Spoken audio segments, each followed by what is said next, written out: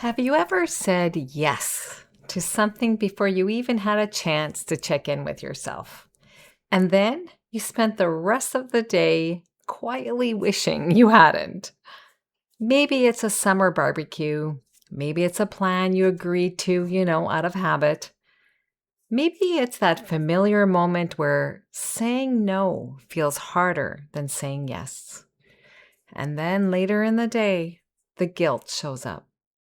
Not because you did something wrong, but because you're not sure how to choose yourself without feeling like you've let someone down. If this sounds familiar, this conversation is for you. Today, we're talking about people pleasing, guilt, and what it really means to begin choosing yourself again. Come on in, it's time to choose happy. Wherever you are, whatever kind of day you're having, this is your reminder. You have a choice. If you're ready to break free from self-doubt and negative thinking, you're in the right place. Hi, I'm Marie, and this is the Choose Happy with Marie podcast. Welcome. Hello, how are you? I hope you're doing well and having a wonderful summer so far if you are listening to it when this episode goes live. I want to start with something really simple. The classic summer barbecue. You get the invitation earlier in the week, and at first, you notice your immediate reaction. You don't really want to go, not because anything is wrong with it, not because you don't care about the people. You're just tired. You want a quiet evening. Maybe you want to stay home, sit outside, or do nothing at all. But almost immediately, another feeling shows up, and it's called guilt. That familiar thought, I should go. I don't want to hurt their feelings. So you pause, for a microsecond. You think about it. You weigh it on your mind. And before you even realize it, you are saying yes. Not because you checked in with yourself, but because it felt easier than the discomfort of saying no. And later, maybe on the drive there, or even after you've arrived, there's a part of you wondering, why did I say yes when I didn't really want to? This is where I want to begin today, and I used a summer barbecue as an example, but it can be any example. Because I don't think people pleasing is about saying yes too often. I think it's about losing touch with the moment where you could have checked in with yourself, but didn't feel fully safe to do that. We often think people pleasing is about being overly nice or too accommodating, but it is accommodating at times, or not having strong enough boundaries. And yes, I do think there is some truth to that. But I also think that people pleasing is what happens when we are connected more to others, how that is more important than us staying connected to ourselves. I don't want you to see it as a personality flaw. It's actually a strategy. And it's a very human one, actually.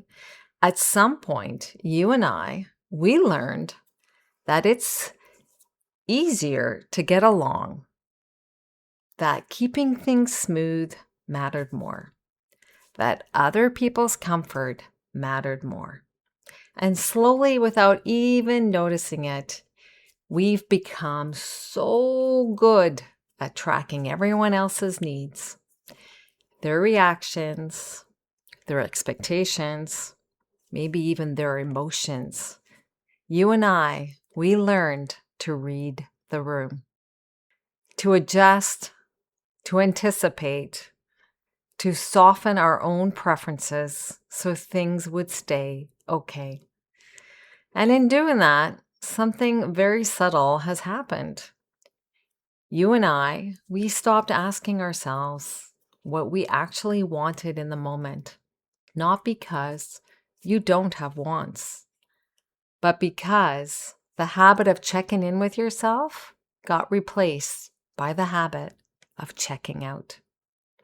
So now, even simple decisions like a barbecue invitation can feel surprisingly complicated because the real question isn't, do I want to go?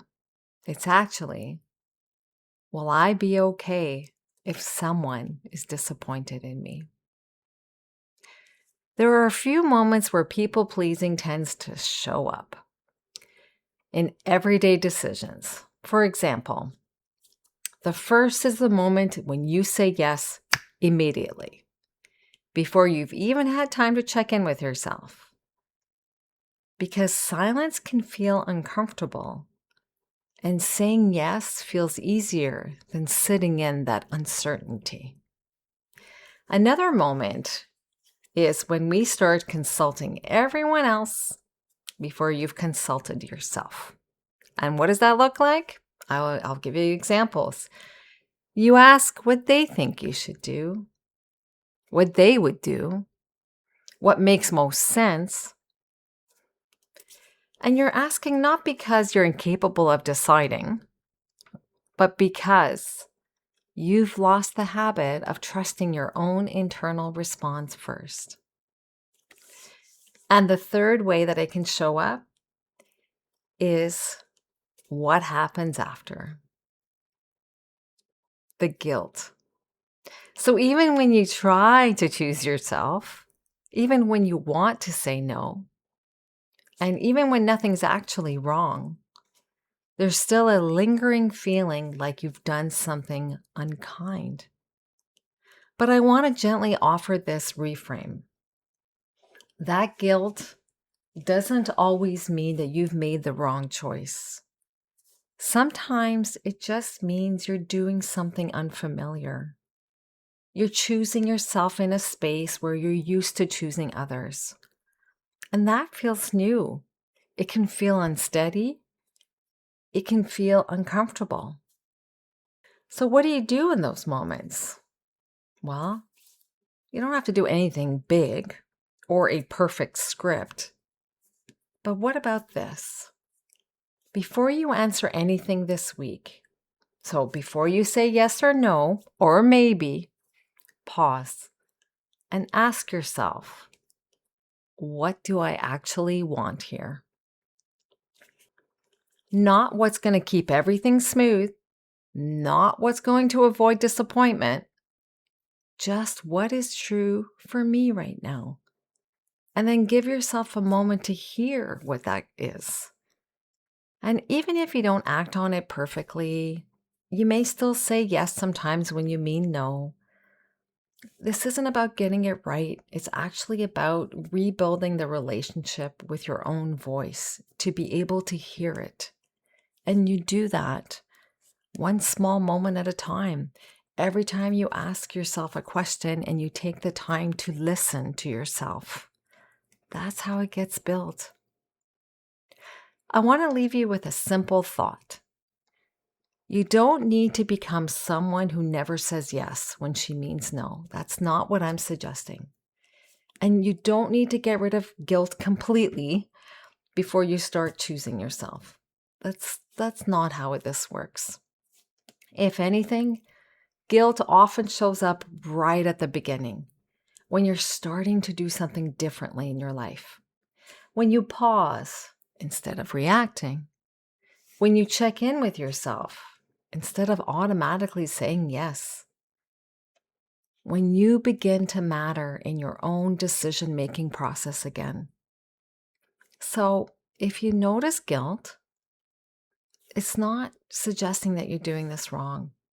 It just means you're starting to do something new.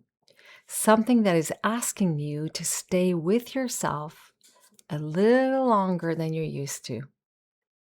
And I think that's what people pleasing has often taken from us. Not just our ability to say no, but our ability to stay present with ourselves long enough to hear what we actually want. So this week, you don't have to change everything. You don't have to set every boundary perfectly. Just notice the moment before you respond and ask yourself gently, what do I actually want here?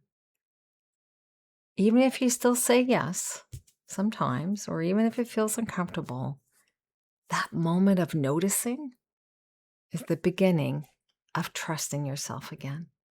So if this conversation resonated with you, you're welcome to join my Choose Happy emails. Every Wednesday, I send a short note with an affirmation, journal prompts, and a reflection just to help you slow down and reconnect with yourself in the middle of the week. It's just a small space that I offer to our community to help come back to your own voice, maybe when everything is feeling a little loud that week. You can join us at choosehappywithmarie.com, and there's a sign-up area there. There's also a link in the show notes. And if you know someone who tends to overthink their decisions or struggle with people-pleasing, feel free to share this episode with her. Sometimes just hearing "me too" is where change starts happening. Thank you so much for being here with me today. I hope you have a wonderful day. And until next time, remember, you don't have to disappear from your own life in order to be kind to others. You are allowed to be part of it too. Wishing you a wonderful week. Cheers.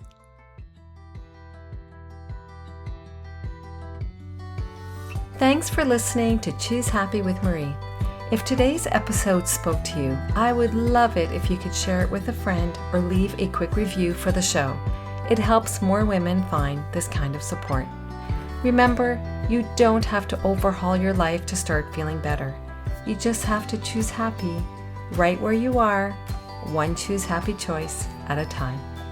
I'll see you next time. Take care.